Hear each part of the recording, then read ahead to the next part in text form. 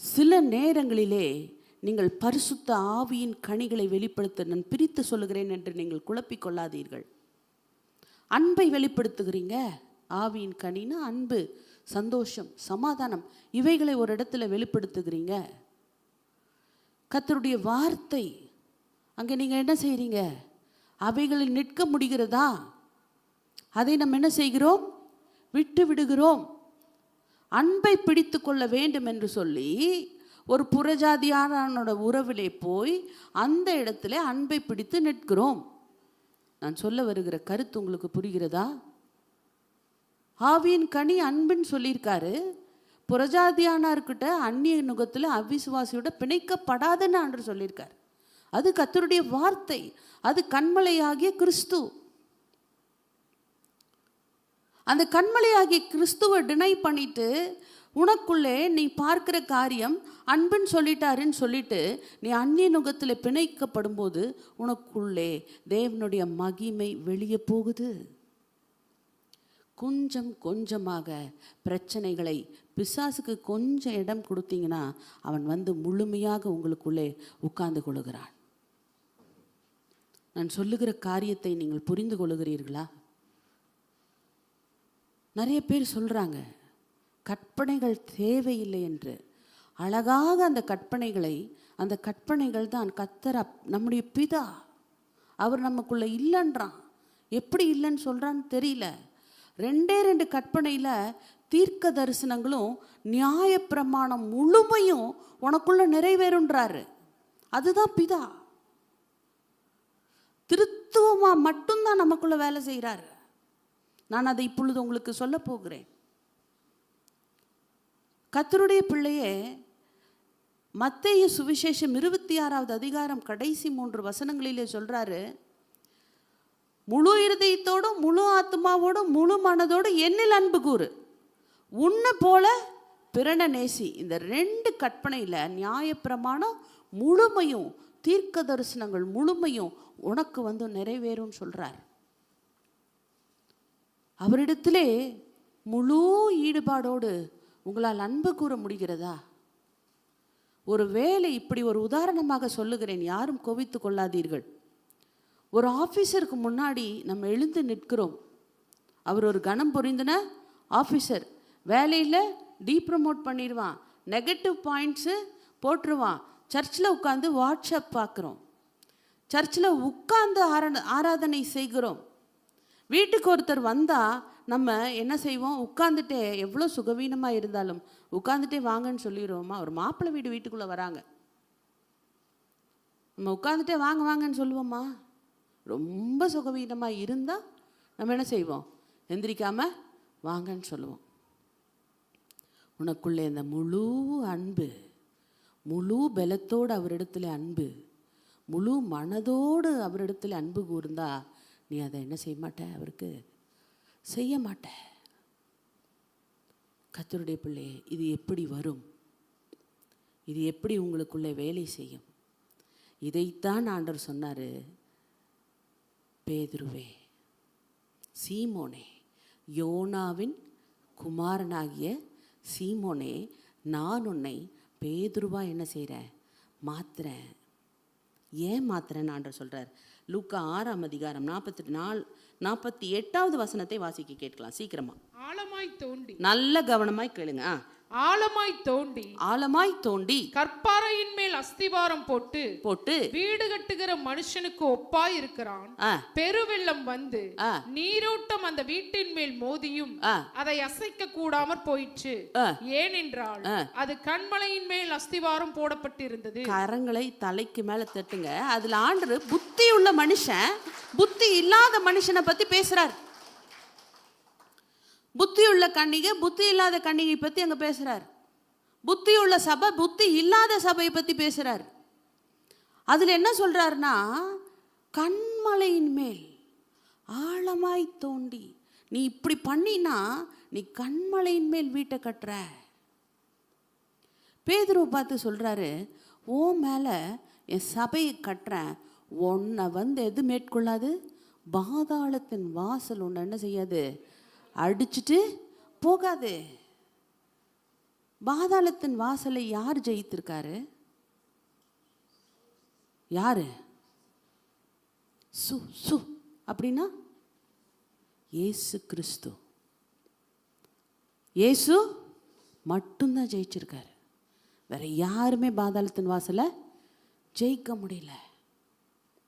சாவ, நோய, பேய, தரித்திரத்தை, சாபத்தை, எல்லாவற்றுக்கும் முடிவை கொண்டு வந்தது இயேசு கிறிஸ்து மட்டும்தான். அந்த கண்மலை, உங்களுக்குள்ள இருக்கிற அந்த மைண்டு, அந்த ஆத்துமா, உங்களுக்குள்ளே சுருக்கமாய் நான் சொல்லுகிறேன், அந்த திருத்துவம் வேலை செய்ய வேண்டும். நான் சொல்ல வருகிற கருத்து உங்களுக்கு புரிகிறதா? உங்களுக்கு ஆண்டவர் உண்டாக்குனதே ஆவி, ஆத்மா, சரீரம். நான் வெள்ளிக்கிழமையிலே ஆராதனையிலே அதை தான் நான் எடுத்துக்கொண்டிருக்கிறேன். வர முடியாதவர்கள் லைவ் பாருங்க, முடிஞ்சா வாங்க. உங்களுக்குள்ளே அந்த திரியேக தெய்வம் வேலை செய்யும்போது மட்டும்தான் பாதாளத்தின் வாசல் நீங்கள் கட்பாறையாக மாற முடியும். நீங்கள் புத்தியுள்ள சபையாய் வாழ முடியும். இந்த பாதாளத்தின் வாசல், அது நோய் ரூபத்தில் வரலாம், அது தரித்திரத்தின் ரூபத்தில் வரலாம், அது என்னவித சமாதான குறைச்சல் வேலை இல்லாத ரூபத்தில் வரலாம். இன்னொன்று அழகாக ஆண்டவர் சொல்கிறார், தேவனுடைய சர்வாயுத வர்க்கத்தை தரித்து பிள்ளிசூனியம் எனக்கு வைக்கிறதெல்லாம் எல்லாருக்கும் சக்கரை பொங்கல் சாப்பிட்ற மாதிரி இருக்குது. பிள்ளிசூனியம் வைக்கிறது, ஒரு பொண்ணை அவன் பாக்கெட் பண்ணணுன்னா ஈஸியாக என்ன பண்ணுறான், பிள்ளிசூனியம் வச்சுட்டு போயிடுறான். போய் பிள்ளைங்களுக்கு ஜெபம் பண்ணால் அப்படியே நல்லா பிசாசு இருக்குது. சொன்னால் நம்மளே பிடிச்சிக்குவாங்கன்னு சொல்லாமல் சோத்திரம் சோத்திரன்ட்டு வந்துடுறது. ஏன்பா? தேவனுடைய சர்வாயுத வர்க்கம், அந்த தெய்வமே உனக்குள்ளே இருந்துச்சுன்னா, திருத்துவம் உனக்குள்ளே வேலை செய்யும்போது எதுவுமே உன்னை தொடாது. திரியேக தெய்வம் உனக்குள்ளே வேலை செய்யும்போது எதுவுமே உங்களை தொடாது. ஒரு காரியத்தை நான் உங்களுக்கு சொல்ல ஆசைப்படுகிறேன். ஆதியாகமத்தின் புஸ்தகம் 1ஆம் அதிகாரம் 2வது வசனத்தை வாசிக்க கேட்கலாம். சீக்கிரமாக வாசிங்க. பூமியானது இருங்க, சரி வாசுங்க. பூமியானது ஒழுங்கின்மையும் வெறுமையுமாய் இருந்தது, ஆழத்தின் மேல் இருள் இருந்தது, தேவ ஆவியானவர் ஜலத்தின் மேல் அசைவாடி கொண்டிருந்தார். போதும். இந்த பூமி ஒழுங்கின்மையாக இருந்துச்சு. அப்புறம் இது பூமி இருந்துச்சு, ஆனால் கொஞ்சம் ஜலம் இருந்துச்சு. இதில் யார் இருந்தா? தேவனுடைய ஆவியானவர் இருந்தார். அதே மாதிரி தான் மத்தேயு 16ஆம் அதிகாரம் 17வது வசனத்தை வாசிங்க. இயேசு அவனை நோக்கி, யோனாவின் குமாரனாகிய சீமோனே, சீமோனே, நீ பாக்கியவான், மாம்சமும் இரத்தமும் இதை உனக்கு வெளிப்படுத்தவில்லை, பரலோகத்தில் இருக்கிற என் பிதா இதை உனக்கு வெளிப்படுத்தினார். இங்க பாருங்க, நல்ல கவனமா கேளுங்க. நீ யாரு, என்னை யார் யாருன்னு சொல்றாங்கன்னு ஏசப்பா சீஷரில் பார்த்து கேட்குறாரு. அப்போ இந்த பேதுரு டக்குன்னு சொல்லிடுறான், அப்பா நீங்கள் தான் மேசியா, நீங்கள் தான் ஆண்டவர் அப்படின்னு சொல்லிட்டான். அப்போ அவர் திரும்ப சொல்கிறாரு, அப்பா மாம்சமும் ரத்தமும் உனக்கு இது என்ன செய்யலை, சொல்லலை, பரலோகத்தில் இருக்கிற பிதா மட்டும்தான் உனக்கு இதை சொல்லியிருக்காரு. இன்னொரு இடத்துல சொல்கிறாரு, தேவனுடைய ஆவி தான் உனக்கு என்ன செய்கிறாரு, இதை உனக்கு சொல்லியிருக்குது. இல்லைன்னா நீ இதை என்ன செய்ய முடியாது, மாம்சமும் ரத்தமும் உனக்கு என்ன செய்யலத சொல்லி தரல. என்னுடைய மிகப்பெரிய கொஸ்டின், இவனுக்குள்ள கர்த்தருடைய ஆவியானவர் வந்திருக்கார், ஆமாவா இல்லையா? இவனுக்குள்ள கர்த்தருடைய வல்லமை வந்திருக்கு. பேதுரு எல்லாவற்றையும் விட்டுட்டு கர்த்தரிடத்திலே கர்த்தரை பின்பற்றி வந்திருக்காரு. அப்புறம் இன்னொரு இடத்துல மத்தேயு 15ஆம் அதிகாரத்தில் ஆண்டு சொல்கிறாரு, நான் பாப்பா நான் இப்படிலாம் பாடுபட போகிறேன், என்னை இப்படிலாம் பிடிச்சிட்டு போயிடுவாங்க, நான் ரொம்ப மரணாக்கினைக்குள்ளே போவேன். இன்னும் கெட்செமனே தோட்டத்தில் வெறும் 3 பேரை கூட்டிகிட்டு அவர் சொல்லும்போது அவன் சொல்கிறான், ஆண்டவரே யார் உம்மை மறுதளிச்சாலும் சரி, யார் உம்மை விட்டு பின்னாடி போயிட்டாலும் சரி, நான் உம்மை விட்டு என்ன செய்ய மாட்டேன் ஆண்டவரே, போகமாட்டேன். அவன் ஒரு நல்ல உள்ளம் கொண்டவன், ஒரு நல்ல விசுவாசி. உங்களைப் போல என்னைப் போல நீங்களும் நானும் உலகம் உண்டாகிறதுக்கு முன்னாடி கிறிஸ்து இயேசுவுக்குள்ளே அழைக்கப்பட்டவர்கள், முன்குறிக்கப்பட்டவர்கள், தெரிந்தெடுக்கப்பட்டவர்கள். இயேசுக்கு ஒன்றுனா அவங்களால என்ன பண்ண முடியாது, தாங்க முடியாது. அவன் சொல்லுகிறான், ஆண்டவரே நான் உம்மை நான் என்ன பண்ண மாட்டேன், மரிச்சாலும் பரவாயில்ல, நான் உம்மை விட்டுட்டு என்ன பண்ண மாட்டேன் ஆண்டவரே, நான் போக மாட்டேன். அப்போ ஆண்டவர் சொல்கிறார், யோனாவின் குமாரனாகிய சீமோனே. பேதுரு எங்கே போன? பேதுருவா தானே அழைச்சாரு. பேதுரு எங்கே போன? கர்த்தருடைய பிள்ளையே, கர்த்தருடைய பிள்ளையே, கர்த்தர் மரித்து உயிர் தெழவில்லை. நான் இப்படி சொல்லுகிறேன் சுருக்கமாக, உயிர் தெழுந்த இரட்சகர் அன்றைக்கு பேதுருவுக்கு அந்த சூழ்நிலையிலே கிடைக்கவில்லை. உயிர் தெழுந்த இரட்சகரை பேதுரு கண்ட பிற்பாடு அவன் பின்வாங்கவில்லை. நீங்களும் நானும் அவரோடு நடக்கலை, அவரை தத்து ரூபமாக பார்க்கலை. அவர் அறையும் போது, அவர் பாடுபடும் போது நம்ம கூட இல்லை. ஆனால் அந்த உயிர் தெழுந்த இரட்சகரை இன்று நம்மளுடைய சரீரத்திலே வாங்கியிருக்கிறோம். அந்த பிதாவை வாங்கியிருக்கிறோம், அந்த பரிசுத்தாவின் அபிஷேகத்தை பெற்றிருக்கிறோம். கர்த்தருடைய பிள்ளையே, கர்த்தர் இன்றைக்கு உங்களை பார்த்து சொல்லுகிறார், நீ பல இடத்திலே பல சூழ்நிலையிலே உனக்குள் இருக்கிற அந்த பலவீனத்திலே அவைகளை நீ விற்று போடுகிற, இழந்து போகிற, எப்படி ஆர்கனைஸ் பண்ணுறதுன்னு தெரியாமல் நீ போகிற. நான் உனக்கு சொல்லுகிறேன், அழகாக ஒரு வசனம் இருக்கிறது, ஆதியாகமத்தின் புஸ்தகம் 1ஆம் அதிகாரம் 26லேருந்து 28 வரைக்கும் வாசியுங்கள். பின்பு தேவன் நமது சாயலாகவும் நமது ரூபத்தின்படியேயும் மனுஷனை உண்டாக்குவோமாக. போதும், அது நான் ஷார்ட் பண்ணுறேன். நமதுன்னு சொல்லும்போதே அங்கே சிங்குலர் இல்லாமல் ப்ளூரல் வருது. ஒன்றுக்கும் மேற்பட்ட நபர்களை அங்கே குறிக்கிறார். அதுதான் திருத்துவம். 2ஆம் அதிகாரம் 7வது வசனத்தை வாசிங்க. தேவனாகிய கர்த்தர் மனுஷனை பூமியின் மண்ணினாலே உருவாக்கி ஜீவ சுவாசத்தை அவன் நாசியிலே ஊதினார். போதும், அந்த நாசியிலே தன்னுடைய ஆவியை அந்த மனிதனுக்கு அந்த மண்ணிலே உண்டாக்கி கொடுக்கும்போது தான் அவன் என்ன செய்கிறான்னா ஜீவ ஆத்துமா ஆகிறான். நான் சொல்ல வருகிறது என்னவென்றால், கர்த்தருடைய பிள்ளையே, நீங்கள் இப்போ ரொம்ப அழகாக புரிஞ்சுக்குவீங்க பாருங்கள். யோவான் 1லேருந்து 4 வரைக்கும், 1ஆம் அதிகாரம் 1லேருந்து 4 வரைக்கும் நிறுத்தி நிதானமாக நல்லா வாசிங்க பார்க்கலாம். ஆதியிலே வார்த்தை இருந்தது. ஆதியில வார்த்தை இருந்தது. வார்த்தை இருந்துச்சு. அந்த வார்த்தை தேவனிடத்தில் இருந்தது. அந்த வார்த்தை யாரிடத்தில் இருந்துச்சா? தேவனிடத்தில் இருந்த அந்த வார்த்தை இயேசு கிறிஸ்து. அந்த வார்த்தை எங்க இருந்துச்சா? தேவனிடத்துல இருந்தது. அந்த வார்த்தை தேவனாய் இருந்தது. அந்த வார்த்தை தான் தேவனா இருந்துச்சு. அவர் ஆதியிலே தேவனோடு இருந்தார். அவர் ஆதியிலே பிதாவோடு இருந்தார். சகலமும் அவர் மூலமாய் உண்டாயிற்று. உண்டானது ஒன்றும் அவராலே அல்லாமல் உண்டாகவில்லை. அவருக்குள் ஜீவன் இருந்துச்சு. அந்த ஜீவன் மனுஷருக்கு ஒளியாய் இருந்தது. போதுங்க கர்த்தருடைய பிள்ளையே, அந்த ஜீவன் பரிசுத்த ஆவி. அந்த ஜீவன் பரிசுத்த ஆவி. இன்னும் அழகாக சொல்லப்பட்டிருக்கிறது.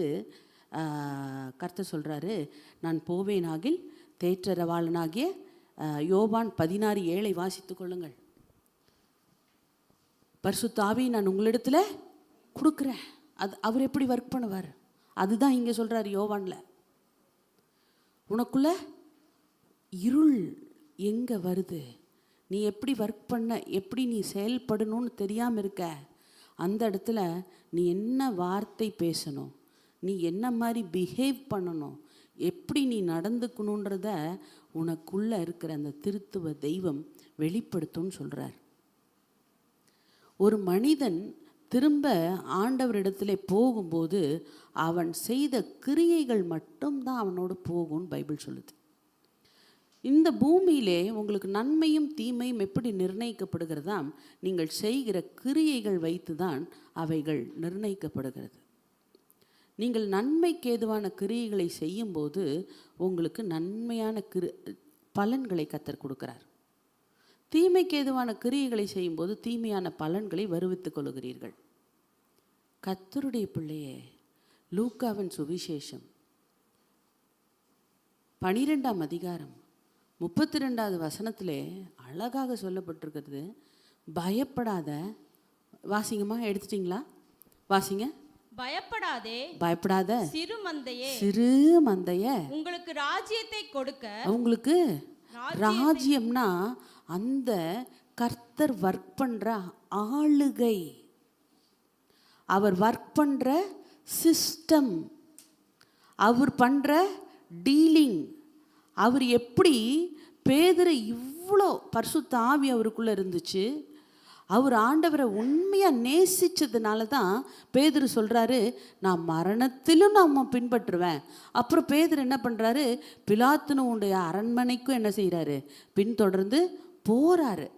யோவானுக்கு அங்கே தெரிஞ்ச ஒரு நபர் இருந்தனால பேதுருவையும் ரெக்கமெண்ட் பண்ணி அங்கே கொண்டு போகிறாருன்னு ஒரு வசனம் அங்கே சொல்லுது. இவருக்கும் பிரியா இருந்தனால தான் அங்கே போகிறார். நீங்கள் ஆண்டவரை நேசிக்கிறீர்கள், ஆண்டவருக்கு கொடுக்குறீங்க, ஆண்டவருக்காக வாழ வேண்டும் என்று உங்கள் மாம்சத்தை கீழ்ப்படுத்துறீங்க, போராடுறீங்க. கர்த்தருடைய பிள்ளையே, உங்கள் மேல் சபையை அல்ல, முதலாவது உங்கள் குடும்பத்தை கட்ட வேண்டும் என்றால் உங்களுக்குள்ளே கர்த்தருடைய ராஜ்யம் ஆளுகை வர வேண்டும். அந்த திருத்துவம் உங்களுக்குள்ளே செயல்பட வேண்டும். புரிகிறதா? இன்றைக்கு புரியுதா? அந்த திரியேக தேவன் எனக்குள்ளே செயல்பட வேண்டும். தேவனுடைய சர்வாயுத வர்க்கம் எனக்குள்ளே செயல்பட வேண்டும். அப்போ என்ன ஆகும் தெரியுமா? உங்களுடைய நிழல் படும்போது சுகமாகுங்க. நீங்கள் யாரை பார்த்து எழுந்து இயேசுவின் நீங்கள் இயேசு நாம சொன்னால் அதுக்கு வேல்யூ இருக்கும். கை தட்டியிருக்க வேண்டாமா? மற்றவங்க இயேசு நாம சொன்னால், ஏன்னா பவுல் சொல்கிற இயேசு நாமத்தினால இந்த பிசாசு போன்னு சொல்கிறான். அந்த பிசாசு என்ன பண்ணிச்சான்? திருப்பி எப்படி போச்சு? போகலது. திருப்பி அந்த பிரதான ஆசாரியனுடைய குமாரரை டாராக கிழிச்சு நிர்வாணமாக துரத்திருச்சு. இன்றைக்கு அப்படிதான் அநேக ஊழியக்காரர்களும் இருக்கிறார்கள், அப்படிதான் அநேக விசுவாசிகளும் இருக்கிறார்கள். அழகான ஒரு ஸ்லோகன் சொல்கிறாங்க, ஊழியத்துக்கு வருகிறவங்க என்ன செய்யணும்? கர்த்தருடைய திட்டப்படி ஆரோனை போல் அழைக்கப்படவிட்டால் என்ன, ஊழியத்துக்கு போனால் நிறைய சோதனை வரும். அப்படி இல்லைங்க, அதெல்லாம் உண்மைதான். நான் அதுக்கும் மேலே அவர்கள் இயேசு நாமத்தை சொல்ல முடியவில்லை, அதுதான் உண்மை. பவுலுடைய கச்சைகளை கொண்டு வந்து போடுறா. சுகமாச்சா இல்லையா? சுகமாச்சு. அவனுடைய பிரச்சனை தீந்துச்சா? தீந்துச்சு. வீடை திறந்து பிணியாளிகளை கொண்டு வந்து இறக்குகிறான். கர்த்தருடைய பிள்ளையே, இன்றைக்கு உங்களை ஒப்பு கொடுப்பீர்கள் என்றால், கர்த்தாவே, ஆண்டவர் எதையுமே கேட்கல, ஒன்றுமே சொல்லவே இல்லை. உங்களை பேதுருவை போல இன்றைக்கு அந்த தேவனுடைய ஆளுகை நான் பார்க்க வேண்டும், தேவனுடைய ராஜ்யத்தை நான் பார்க்க வேண்டும், தேவனுடைய சமூகத்தை என்னுடைய இருதயத்திலே பார்க்க வேண்டும். பேதுரு கிட்ட ஆண்டவர் கேட்குறார், இவர்களிலும் அதிகமாய் நீ என்னிடத்திலே அன்பு கூறுகிறாயா? Can you love me more than others? அவர் அதைத்தான் திரும்ப திரும்ப திரும்ப திரும்ப டோட்டலாக அதுதான் கேட்குறாரு. பைபிளில் ஃபஸ்ட்லேருந்து டவுன் வரைக்கும் நீங்கள் பார்த்தீங்கன்னா, மற்றவர்களை பார்க்கிலும் நீ என்னிலே இன்னும் அதிகமாய் நேசிக்க முடியுமா? அதனுடைய ஃப்ரூட்டை கொடுக்குறியா? அதை மற்றவர்கள் பார்க்கிறார்களா? நீ என்னை நேசிக்கிற, மற்றவர்களை பார்க்கலும் அதிகமாக நேசிக்கிறேன்னு உன் பையன் சொல்ல முடியுமா? உன் பொண்ணு சொல்ல முடியுமா? உன் கணவன் சொல்ல முடியுமா? உன் மனைவி சொல்ல முடியுமா? அதைத்தான் அவர் ரசிக்கிறார், அதைத்தான் அவர் எதிர்பார்க்கிறார், அதைத்தான் அவர் விரும்புகிறார். எத்தனை பேர் ஆண்டவரே எனக்குள்ளே இந்த ராஜ்யத்தை, அதைத்தான் இந்த பூமியில் ஆண்டவர் திரும்ப திரும்ப சொல்லியிருக்கிறார். இந்த அற்புத அடையாளங்கள்லாம் ஒன்றுமே இல்லைப்பா, உனக்குள்ள இந்த திருத்துவமே வேலை செய்கிறக்கு நாங்கள் எப்படி ஒர்க் பண்ணுறோமோ அப்படியே வந்து உனக்குள்ளே, அதுதான் ஆண்டவர் இந்த வாக்குத்தத்தத்தை மீண்டுமாக வாசிங்க. உங்கள் மேல் மனுஷரையும் மிருக ஜீவன்களையும் பெருகி பழுகும்படி வர்த்திக்க பண்ணுவேன். பூர்வ நாட்களில் நீங்கள் இருந்த நிலைமையில் நான் உங்களை ஸ்தாபித்து உங்கள் முந்தின சீரை பார்க்கிலும் உங்களுக்கு நற்சீர் உண்டாக செய்வேன். அதனால் நான் கர்த்தர் என்று அறிந்து கொள்வீர்கள். பார்க்கிறவர்கள் உங்களை கர்த்தராக பார்த்தால், உங்களை தன்னை போல மாற்றினாள். மோசேயை பார்க்கிறவங்க யாரை பார்த்தாங்க? கர்த்தரை பார்த்தாங்க. பேதுருவை பார்த்தவங்க யாரை பார்த்தாங்க? இயேசுவை பார்த்தார்கள். பவுலை பார்த்தவர்கள் யாரை பார்த்தாங்க? இயேசுவை பார்த்தார்கள். என்னை பார்க்கிறவர்கள் யாரை பார்க்க வேண்டும்? இயேசுவை பார்க்க வேண்டும். உங்களை பார்க்கிறவர்கள் யாரை பார்க்க வேண்டும்? இயேசுவை பார்க்க வேண்டும். முடிவெடுக்கிறீர்களா? ஒப்பு கொடுக்கிறீர்களா? உங்களுடைய பிரச்சனை, உங்களுடைய கலக்கம், உங்களுடைய கண்ணீர், உங்களுடைய மன உறுத்தல் எதுவாக இருந்தாலும் இந்த காலை வேளையிலே அவர் கர்த்தர். அவருடைய ராஜ்யத்தின் ஆளுகைக்குள்ளே வாங்க. எதேதோ வளர்ப்புறான், அதுக்கெல்லாம் விட்டுருங்க. ஆண்டவரே நீர் கர்த்தர், அந்த திருத்துவத்தின் ஆளுகைக்குள்ளே எங்களை நாங்கள் ஒப்பு கொடுக்குறோம் ஆண்டவரே. அதற்கு உம்மிடத்திலே நாங்கள் அன்பாக இருக்க வேண்டும் என்று கேட்கிறீர். அன்பாக இருக்கிறதுனா என்னன்னா அவருடைய சித்தத்தை செய்ய சொல்லுகிறார். அவருடைய சித்தம் என்னன்னா, நீ போய் என்னுடைய சுவிசேஷத்தை சொல்லுன்றார். அது அடுத்தது, அதை பார்க்கலாம். கர்த்தர் உங்களை ஆசீர்வதிப்பார். கரங்களை